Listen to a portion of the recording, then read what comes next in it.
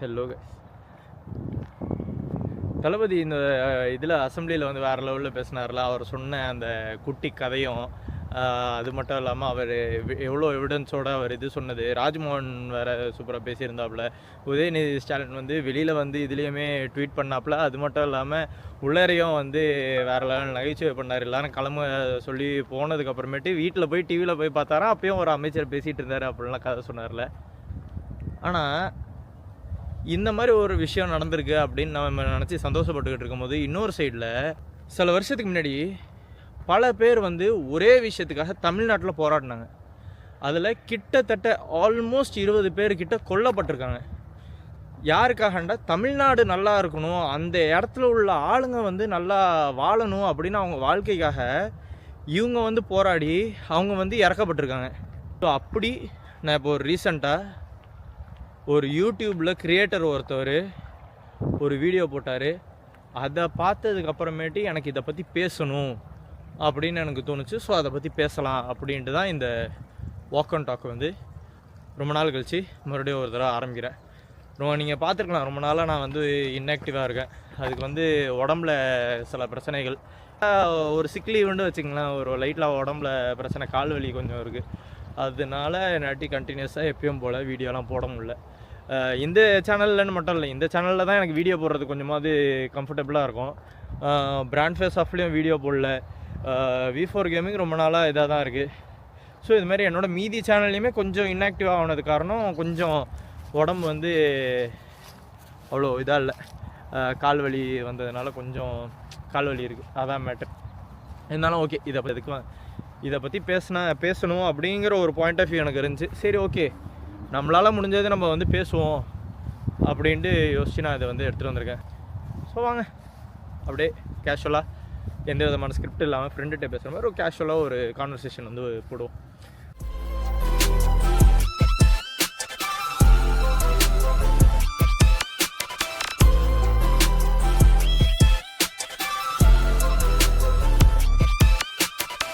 உங்களுக்கே தெரியும், சப்போஸ் நீங்கள் புதுசாக வந்திருக்கீங்கன்னா முன்னாடியே சொல்லிடுறேன், இது எந்த விதமான ஸ்கிரிப்டடும் கிடையாது. எனக்கு என்ன தோணுதோ அதை வந்து நான் ஃப்ரெண்ட்டை பேசுகிற மாதிரி அப்படியே சும்மா கேஷுவலாக பேசுகிறது. லைட்டு இது எல்லாமே இப்படி தான் இருக்கும். என் சன் வந்து பின்னாடி இருக்குது. சும்மா அப்படியே ஒரு கேஷுவலாக வாக் போயிட்டு இருக்கும்போது அப்படியே ஒரு கான்வர்சேஷன் ஃப்ரெண்டோட பேசுகிற மாதிரி உங்களோட நான் வந்து பேசிகிட்டு இருக்கேன். என்னாட்டி உங்கள்கிட்ட பேச முடியும். ஆனால் நீங்கள் எப்படி என்கிட்ட பேசுவீங்க? கமெண்ட் பண்ணுங்கள். கீழே கமெண்ட் செக்ஷன் இருக்கும், அதில் வந்து உங்கள் பாயிண்ட் ஆஃப் வியூ என்ன, அது என்னை பற்றி ஏதாவது ப்ளஸ்ஸாக உங்களுக்கு ஃபீல் ஆகுது, இல்லை நான் என் பாயிண்ட் ஆஃப் வியூ கரெக்டாக அப்படின்னு ஃபீல் ஆகுனா அதையும் போடுங்க. இல்லைப்பா நீ சொல்கிறது கரெக்ட் இல்லை, இந்த மாதிரி ஒரு பாயிண்ட் ஆஃப் வியூ இருக்குது, இதுதான் கரெக்டான பாயிண்ட் ஆஃப் வியூ அப்படின்னு நீங்கள் நினச்சாலும் அதையும் நீங்கள் கமெண்ட்டில் போடுங்க, நான் தெரிஞ்சுக்கிறேன். அப்படிங்கிறது தான் இந்த சேனலோட மெயின் மோட்டிவே. நானும் லேர்ன் பண்ணுவேன், எனக்கு தெரியாத விஷயத்த நானும் லேர்ன் பண்ணுவேன், எனக்கு தெரிஞ்ச விஷயத்த நான் மேபி சொல்லலாம் அப்படிங்கிறதும் நான் ஃபீல் பண்ணுறேன். ஸோ அதுலேருந்து நீங்களும் லேர்ன் பண்ணுவீங்க, ரெண்டு பேருக்குமே ஒரு ப்ளஸ்ஸாக இருக்கும். அது மட்டும் இல்லாமல் லேர்ன் பண்ணணுன்னு மட்டுமே இதுக்கு வரணுன்னு அவசியம் கிடையாது. ஒரு ஃப்ரெண்ட்லியான ஒரு கான்வர்சேஷன் வேணும், ஒரு மாதிரி லோன்லியாக ஃபீல் ஆகுது அப்படின்னா அப்பயும் நீங்கள் வந்து சும்மா ஒரு கமெண்ட்டில் வந்து பேசிட்டு போகிறது. என்ன இந்த வீடியோவை பார்த்தா சும்மா கேஷுவலாக தான் இருக்கும், ரொம்ப ஸ்கிரிப்டடோ இல்லை ரொம்ப எடிட்டிங்லாம் போட்டு ரொம்ப ப்ரெசன்டபுளாக இது பண்ணணும் அப்படிங்கிற மாதிரிலாம் கிடையாது. சும்மா கேஷுவலாக ஃப்ரெண்டோட பேசுகிறதுன்னா எப்படி மும்பல. அதே மாதிரி இந்த வீடியோவும் வந்து ரொம்ப இதெல்லாம் இல்லாமல், ஆடம்பரமெல்லாம் இல்லாமல் கேஷுவலாக இருக்கும். சும்மா அப்படியே ஜாலியாக பேசலாம் அப்படிங்கிறது தான் இந்த பிளான். ஸோ இப்போ வந்திருக்க டாபிக் பார்த்திங்கன்னா கொஞ்சம் என்னை பொறுத்த வரைக்கும் ஒரு முக்கியமான டாபிக்னு தான் நினைக்கிறேன். அதனால தான் இந்த விஷயம் நான் நேற்று பார்த்தேன். ஸோ முக்கியமாக இந்த விஷயத்தை வந்து எனக்கு யார் வந்து இதை பற்றி பேசணுங்கிற ஆர்வம் வந்து யார் வீடியோவை பார்த்ததுக்கப்புறம் வருதுன்னா, எக்ஸ்ப்ளோர் வித் எபஃப்ரா அப்படின்ட்டு ஒருத்தவர் இருக்கார். நம்ம தமிழில் வந்து கண்டென்ட் போடுறவர். அவர் நல்ல நாலேஜபிளாக சூப்பராக கண்டென்ட் வந்து போட்டுட்ருப்பார். உங்களுக்கு ஆல்ரெடி இந்த சேனல் பார்க்குறவங்களுக்கு மேபி ஆல்ரெடி தெரிஞ்சிருக்க வாய்ப்பு அதிகம், ஏன்டா ரொம்ப ஃபேமஸ்ஸு. ஸோ என்ன விஷயம் அப்படின்னா, முதல்ல நம்ம வந்து ஸ்டேட்டு இதை பற்றி பார்த்துட்டு இருக்கோம்ல, ஆனால் சென்ட்ரலில் வந்து ஒரு முடிஞ்ச விஷயத்த ப்ரொட்டஸ்ட் பண்ணி அதை வந்து சுப்ரீம் கோர்ட்டே வந்து அதை மூடுங்க அப்படின்ட்டு சொன்ன ஒரு விஷயத்த மறுபடியும் எடுத்திருக்காங்க. மறுபடியும் அந்த கேஸ் வந்து அலைவாயிருக்கான். என்ன கேஸு அப்படின்னு பார்த்தீங்கன்னா, காப்பர். நம்ம ரீசெண்டாக இவர் வந்து மோடி வந்து என்ன சொல்லியிருப்பாருன்னா, கோல்டு வந்து இது பண்ணாதீங்க, கோல்டை வந்து ஒரு வருஷத்துக்கு வாங்காதீங்க, வெளிநாட்டு பிராண்ட்ஸு இது சாமான்லாம் வாங்காதீங்க, ரொம்ப வெளியில் ட்ராவல் பண்ணாதீங்க, டெஸ்டினேஷனல் வெட்டிங்கை கம்மி பண்ணுங்கள், பெட்ரோலோட கன்சம்ஷனை கம்மி பண்ணுங்கள். இது மாதிரி ஒரு 7 விஷயம் சொல்லியிருக்காரு. அப்படிங்கிறது தான் நம்ம மைண்டில் இருக்கும். ஆனால் அதில் இன்னொரு விஷயமும் சொல்லியிருக்காரு. நம்ம ஒரு காலகட்டத்தில் காப்பரை வந்து நம்ம எக்ஸ்போர்ட் பண்ணிக்கிட்டு இருந்தோம். ஓகே, நம்ம வந்து காப்பரை வந்து எக்ஸ்போர்ட் பண்ணிக்கிட்டு இருந்தோம். நம்ம யூசேஜை தாண்டி நம்ம மற்ற கண்ட்ரிக்கு வந்து எக்ஸ்போர்ட் பண்ணிகிட்டு இருந்தோம். ஆனால் அந்த காப்பரை இப்போ வந்து நம்ம இம்போர்ட் பண்ணுறோம். அந்த மாதிரி ஒரு நிலமை வந்து இப்போ இருக்குது அப்படின்னு அவர் சொன்னார். ஓகே, அதுக்கடுத்து இன்னும் சில விஷயம் சொன்னார். அதை நம்ம அடுத்து நான் சொல்கிறேன். ஸோ இது மாதிரி நம்ம வந்து எக்ஸ்போர்ட் பண்ணுற அளவுக்கு நம்ம இருந்துக்கிட்டு இருந்தோம். ஆனால் அதை வந்து நம்ம இம்போர்ட் பண்ணுற அளவுக்கு இதாக இருக்குது. நான் இதில் வந்து எவ்வளோ ஸ்டெப் இருக்குது என்ன ஏதுன்னெலாம் நான் அதில் சொல்ல. அது வந்து எனக்கு இந்த ஐடியாவை யார் பேசணும்னு எடுத்துகிட்டு வந்தாவோ அவங்களோட சேனல் எக்ஸ்ப்ளோர் வித் பஃப்ரா அப்படிங்கிறது தான் அவரோட சேனல். இது நான் மறுபடியும் சொல்கிறேன், அவரோட சேனலில் போய் பாருங்கள். இன்டெப்த்தாக நல்ல டீட்டெயில்டாக வந்து அதை சொல்லியிருப்பார். ஸோ அதை போய் பாருங்கள். ஸோ காப்பரில் வந்து ஒரு 6 கைண்ட் ஆஃப் ஸ்டெப்ஸ் வந்து காப்பர் இது பண்ணால் தான் அது வந்து மேனுஃபேக்சர் ஆகும், அதாவது அது உருவாகும் அப்படிங்கிற மாதிரி ஒன்று சொல்கிறாங்க. அதாவது என்னன்னாக்கா ஒரு கல்லுலேருந்து எடுத்து கல்லில் வந்து ஒரு 3 ப்ராசஸ்க்கு அப்புறமேட்டு அந்த இது ஒரு இது மாதிரி இருக்குமா, ஒரு களிமண் மாதிரி இருக்கும்னு வச்சுக்கோங்களேன். அது வந்து ஒரு களிமண், கிட்டத்தட்ட களிமண் மாதிரி. ஓகே, அது மாதிரி வந்துடும் அப்படின்னு சொல்கிறாங்க. அதுலேருந்து வந்து இன்னும் ஒரு 3 ஸ்டெப் பண்ணால் தான் நம்ம வந்து காப்பர் ஒயர் மாதிரி நம்மளுக்கு வந்து கிடைக்கும் அப்படின்னு அவங்க சொல்கிறாங்க. ஓகே, இப்போ என்ன பிரச்சனை அப்படின்னு பார்த்தீங்கன்னா, இதில் ஃபஸ்ட்டு 3 இது இருக்குது பார்த்தீங்களா, அது வந்து நம்ம பண்ணுறது கிடையாது. ஏன்னாக்கா நம்ம இடத்துல வந்து காப்பரே வந்து பெருசாக கிடைக்கிறது இல்லையா. அப்போ வந்து நம்மளுக்கு அந்த பிரச்சனையே கிடையாது. ஓகே, ஃபஸ்ட்டு 3 வந்து நம்ம பண்ணுறதே கிடையாது. ஆனால் நம்ம என்ன பண்ணுறோன்னா, அந்த பண்ணி வச்சு அந்த களிமண் மாதிரி இருக்குதுன்னு சொல்கிறோம் பார்த்தீங்களா, அந்த இடத்துல உள்ள அந்த காப்பர் ஓரை வந்து என்ன பண்ணுறாங்க, எடுக்கிறாங்க. அதாவது காப்பர் ஓருங்கும் போது எப்படின்னா, அது காப்பராக மட்டும் இருக்காது. காப்பர் இருக்கும், கோல்டு இருக்கும், பிளாட்டினம் இருக்கும், சில்வர் இருக்கும். அதை சார்ந்து பல மண், சகதி, சேரு, அது மாதிரி பல விஷயங்கள் அதில் சிக்கிக்கிட்டு இருக்கும். அதுலேருந்து நம்ம காப்பரை வந்து எக்ஸ்ட்ராக்ட் பண்ணணும். ஓகே, அந்த எக்ஸ்ட்ராக்ஷன் பண்ணுறது வந்து ஒரு 3 ப்ராசஸ் வரும்.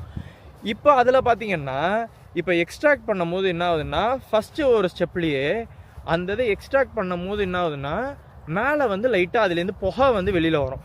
ஓகே, இது எக்ஸ்ட்ராக்ட் பண்ணுற ப்ராசஸில் அதுலேருந்து புகை வந்து வெளியில் வருது. ஓகே, இது வரைக்கும் நம்மளுக்கு புரிஞ்சா. இதில் என்ன பிரச்சனைன்னு பார்த்தீங்கன்னா, அந்த புகை தான் நம்மளுக்கு பிரச்சனை.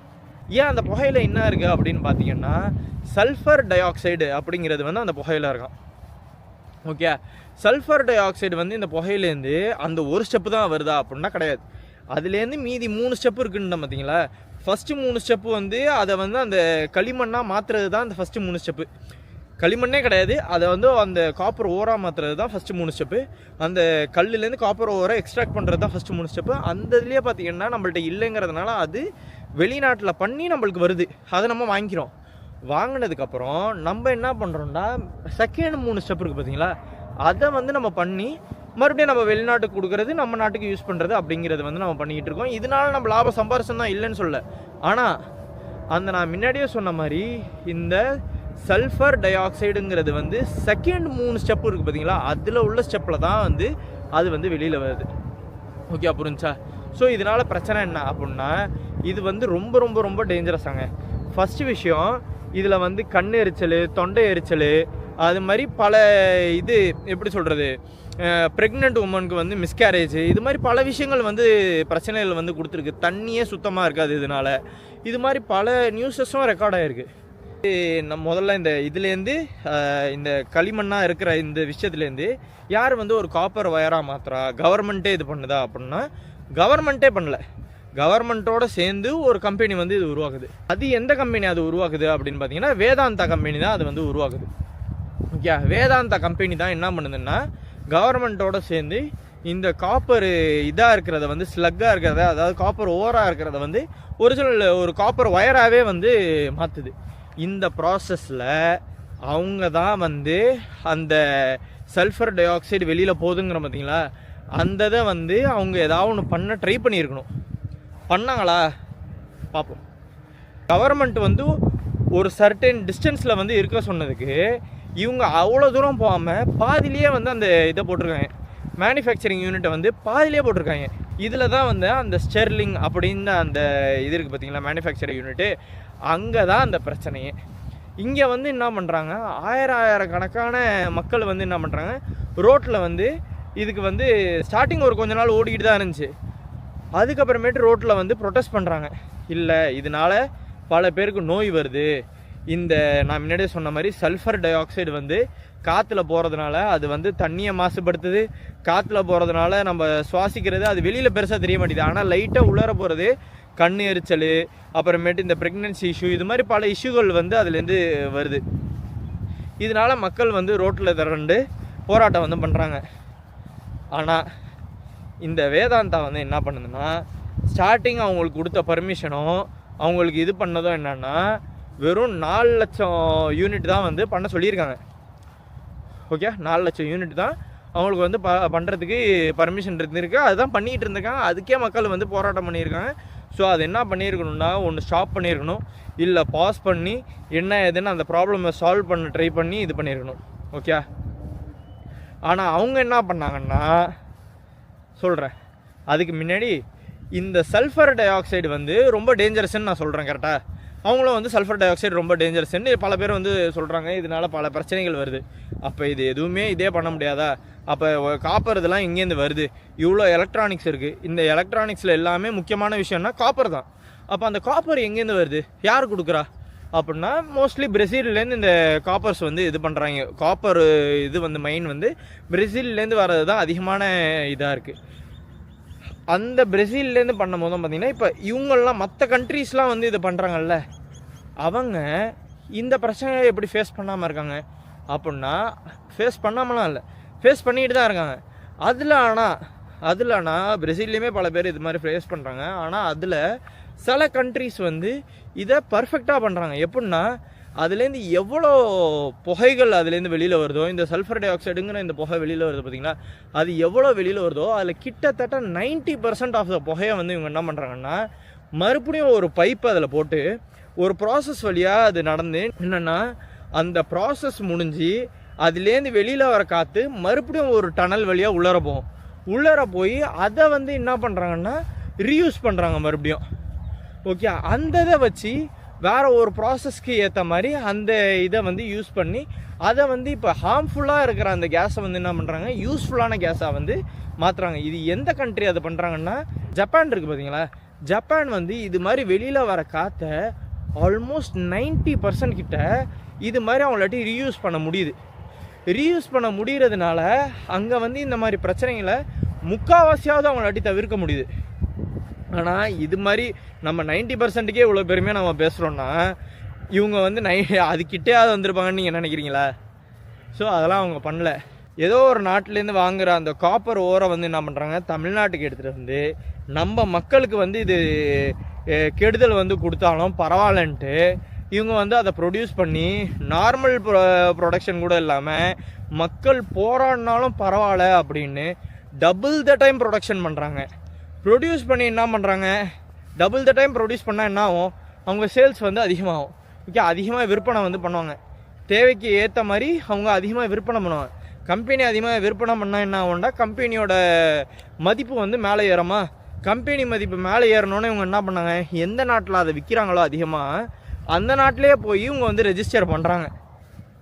அவங்க நாட்டிலே போய் இந்த கம்பெனி வந்து அவங்க நாட்டோட இது பப்ளிக் இதில் வந்து ஐபிஓவாக ரெஜிஸ்டர் பண்ணுறாங்க. அதாவது என்னென்னா, மக்கள் வந்து இந்த கம்பெனிக்கு வந்து இப்போ காசு போடலாம். அந்த நாட்டு மக்கள் வந்து இந்த கம்பெனிக்கு காசு போட்டு இந்த கம்பெனியில் வந்து அவங்க ஒரு பங்குதாரராக ஆகலாம்.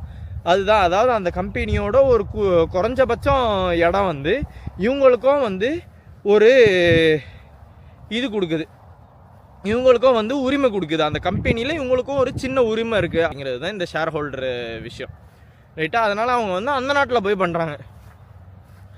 அதாவது ஒரு நாடு இது கொடுக்குது, அந்த நாட்டிலேருந்து இங்கே எடுத்துகிட்டு வந்து இங்கே வந்து எது பிரச்சனை ஆகுமோ, எந்த ப்ராசஸில் மக்களுக்கு வந்து கெடுதல் விளைவிக்கிற விஷயம் அதிகமாக இருக்கோ அதை வந்து நம்ம நாட்டில் பண்ணுறாங்க.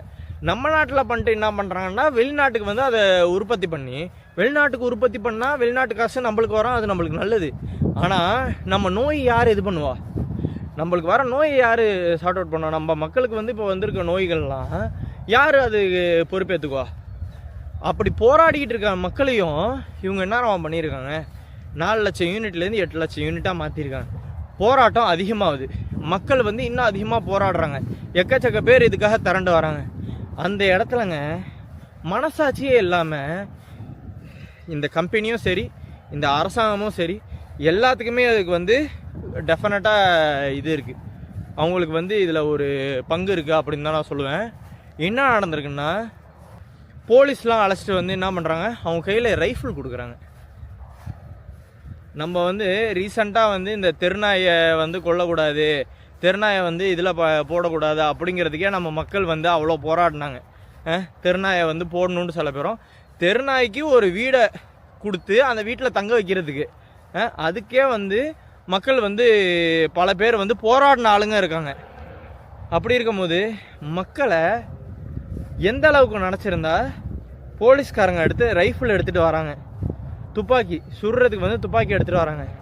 எடுத்துகிட்டு வந்து பயமுறுத்தலை, அவங்க பயமுறுத்துகிற இதோட நிறுத்தியிருந்தா கூட சரி, எடுத்துகிட்டு வந்து மக்களை சுடுறாங்க. எடுத்துகிட்டு வந்து மக்களை வந்து அவங்க சுடுறாங்க. மக்களில் சுட்டதில் பார்த்தீங்கன்னா கிட்டத்தட்டங்க 20 பேர் கிட்ட இறந்து போகிறாங்க. கிட்டத்தட்ட 20 பேர் இறந்து போகிறாங்க. இதனால வெளிநாட்டில் இருக்கிற யூஎன் ஒன்று இருக்குது பார்த்தீங்களா, யுனைடெட் நேஷன், அந்த யுனைடெட் நேஷனில் வந்து அங்கே வந்து சொல்கிறாங்க, இது மாதிரி மக்களை வந்து நீங்கள் கொண்டிருக்கீங்க, அது தப்புன்னு. ஒரு சைடில் இப்படி இருக்கும்போது இன்னொரு சைடில் இப்போ நம்ம ஊர்லாம் வெயில் ரொம்ப அதிகம், வெயில் வந்து எல்லா இடத்துலையுமே அதிகமாக இருக்குது. அப்படி இருக்கிற இந்த டயத்தில் ஃப்ரான்ஸுன்னு ஒரு நாடு இருக்குது பார்த்தீங்களா, அங்கேயும் வெயில் ரொம்ப அதிகமாக இருக்குது. கிட்டத்தட்ட 40 டிகிரியில் இருக்குது. நம்ம தமிழ்நாட்டை விட அதிகமாக இருக்குது அப்படி நான் சொல்ல வரல. தமிழ்நாடு, இந்தியா அதெல்லாம் கம்பேர் பண்ணி அதை விட அதிகமாக இருக்குது.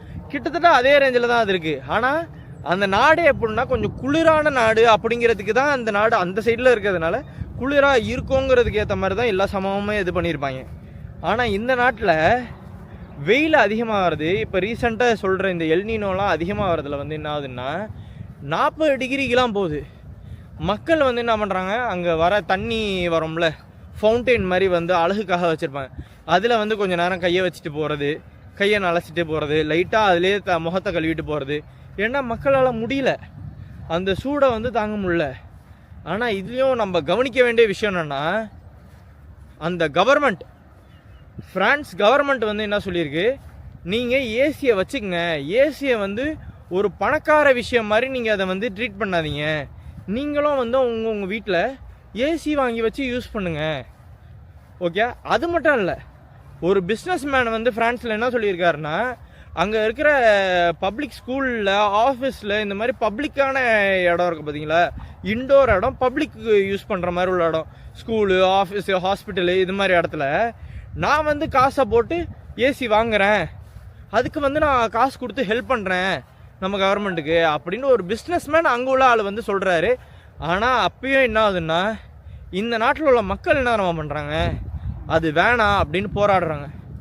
என்னப்பா இது வெயிலாக இருக்குது, ஏசி போடுறதெல்லாம் மக்கள் போராடுறாங்களா, இது என்ன சுத்த பைத்தியாரதனமாக இருக்குது அப்படின்னு நீங்கள் நினச்சிங்கன்னா, அதுக்கு அந்த மக்கள் ஒரு ரீசன் வச்சுருக்காங்க. என்ன சொல்கிறாங்கன்னா, இந்த ஏசி யூஸ் பண்ணுறதுனால தான் ஹீட்டு வந்து அதிகமாகுது. இப்போ நம்மளும் அது மாதிரி அதிகமாக ஏசியை வாங்கி யூஸ் பண்ணோன்னா இப்போ மேபி ஜாலியாக இருக்கலாம், ஆனால் அதுக்கப்புறமேட்டு இது நம்மளோட ஹீட்டை வந்து நம்ம எர்த்தில் வந்து உள்ள ஹீட்டை வந்து அதிகம்தான் படுத்தும்.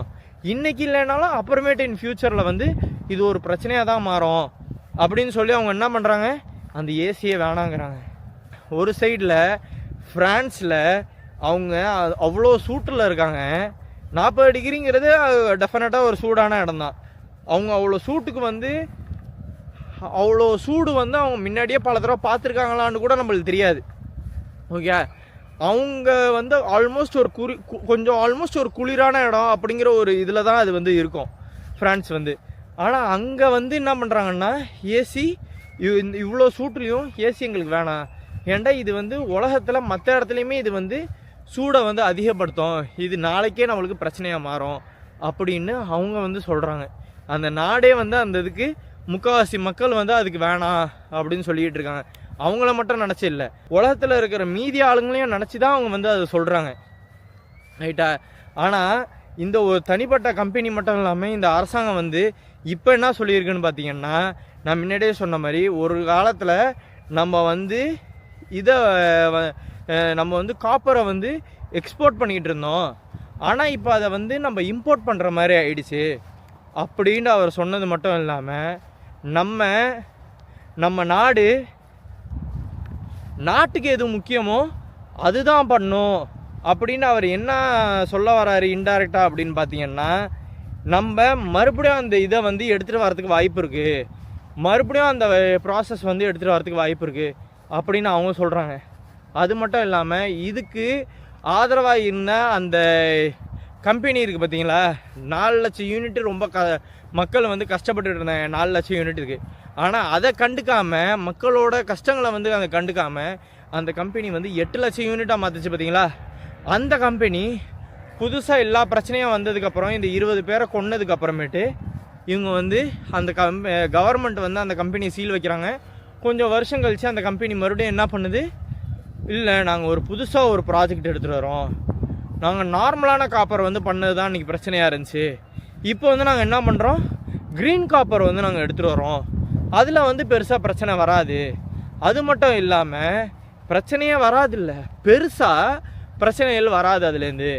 அது மட்டும் இல்லாமல் முன்னாடியே நீங்கள் சொன்ன மாதிரி நாங்கள் 4 லட்சம் யூனிட்டுக்கே போயிடுறோம், 8 லட்சமாக மாற்றலை அப்படின்னு. எப்போ இவங்க வந்து கேஸு போட்டு அந்த கேஸில் ஜெயிச்சு அது ஒரு பிரச்சனையானதுக்கு அப்புறமேட்டு அந்த கம்பெனிக்கு சீல் வச்சதுக்கு அப்புறமேட்டு மறுபடியும் இப்போ வந்து ஹைகோர்ட்டுக்கு போய் அதை வந்து ஓப்பன் பண்ண சொல்லியிருக்காங்க. அது மட்டும் இல்லாமல் இப்போ இந்த கேஸ் பார்த்திங்கன்னா ஓப்பனில் இருக்குது. இப்போ நான் பேசும்போது கூட என் பாயிண்ட் ஆஃப் வியூ தான் என்னாடி கொடுக்க முடியும். ஓகே, நான் வந்து அந்த இன்ஃபர்மேஷனை எடுத்துக்கிட்டு அந்த இன்ஃபர்மேஷனை அப்படியே நான் எப்படி எடுத்தனோ அதே மாதிரி சொல்ல முடியாது. எல்லாருக்குமே இப்படி தான். ஒரு இன்ஃபர்மேஷனை அவங்க படிக்கிறாங்க, ஏதோ ஒன்று தெரிஞ்சுக்கிறாங்கன்னாலும் அதுலேருந்து அவங்க என்ன புரிஞ்சுக்கிறாங்களோ, அவங்களுக்கு என்ன உறுத்தலாக இருக்கோ, இல்லை என்ன சொல்லணும்னு தோணுதோ அதை தான் வந்து அவங்க சொல்லுவாங்க. எல்லாருமே அப்படி தான், எல்லா சேனலுமே அப்படி தான். அதனால ஒரு சேனல் நீங்கள் பார்க்குறீங்க, ஒரு ஆள் பேசுகிறத பார்க்குறீங்கன்னா அதோடு நிறுத்தாமல் இன்னும் ஒரு 2-3 பேரை பார்த்தீங்க அப்படின்னா உங்களுக்கு இன்னும் கொஞ்சமாவது அதை பற்றி இன்னும் நாலேஜ் வரும். அது மட்டும் இல்லாமல் இந்த மாதிரி பிரச்சனை நம்மளோட நாட்டில் நடந்துக்கிட்டு இருக்கு. ஓகே, நம்மளோட தமிழ்நாட்டுக்குள்ளே மட்டும் நடக்கலை, நம்ம தமிழ்நாட்டை விட்டு போன பிரச்சனை மறுபடியும் தமிழ்நாட்டுக்கும் ஒன்று வரப்போகுது அப்படிங்கிறது நம்மளுக்கு புரியும். ஓகே, இது ஒரு விஷயம் நான் சொல்லணும் அப்படின்னு நான் நினச்சேன். நடக்கிற விஷயங்களை பற்றி எனக்கு என்ன பாயிண்ட் ஆஃப் வியூ தோணுது அப்படிங்கிற விஷயத்த வந்து உங்கள்கிட்ட சொல்லலாம் அப்படிங்கிறது தான் வந்து இப்போ என்னோட முடிவாக இருக்குது. நீங்கள் இதை பற்றி என்ன நினைக்கிறீங்க? இந்த வீடியோவை பார்த்தீங்கல்ல, இந்த வீடியோவில் வந்து உங்களோட பாயிண்ட் ஆஃப் வியூ என்ன இருக்குது தான் வந்து நீங்கள் மறக்காமல் கமெண்ட்டில் சொல்லுங்கள். நான் சொல்கிறத வந்து நான் என்ன சொன்னனோ அந்த விஷயத்த வந்து நீங்கள் சப்போர்ட் பண்ணுறீங்க அப்படின்னா அதுவே சொல்லுங்கள். இல்லை உங்களுக்கு வந்து இதில் வேறு ஒரு பார்வை இருக்குது, உங்களோட பாயிண்ட் ஆஃப் வியூ வேறு மாதிரி இருக்குது அப்படின்னா அதையும் சொல்லுங்கள். அதையும் நான் என்னண்டு கண்டிப்பாக பார்ப்பேன். அதை பார்த்து இது ரிலேட்டடாக யாராவது ஒருத்தவங்க பார்க்க நினைக்கிறாங்க, அவங்கள்ட்ட இந்த விஷயத்தை பார்த்துட்டு நீங்கள் உங்களோட புரிதல் இருக்குது பார்த்தீங்களா, அதை வந்து நீங்கள் அவங்கள்ட்ட சொல்லுங்கள்.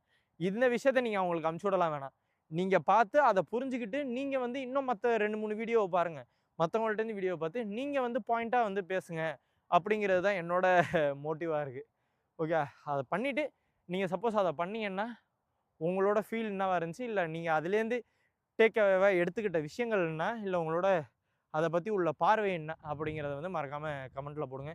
இந்த சேனலை சப்ஸ்கிரைப் பண்ணுங்கள். இது மட்டும் இல்லாமல் இன்னும் நம்மளுக்கு ஒரு 3 சேனல் இருக்குது, அதையும் வந்து சப்ஸ்கிரைபை போட்டு விடுங்க. பார்ப்போம், மேபி வேறு ஒரு சேனலில் வேறு ஒரு வீடியோலையோ, இல்லை இந்த சேனலில் வேறு ஒரு வீடியோலையோ மேபி பார்க்கலாம். மறக்காமல் இந்த சேனலை சப்ஸ்கிரைப் பண்ணிங்க.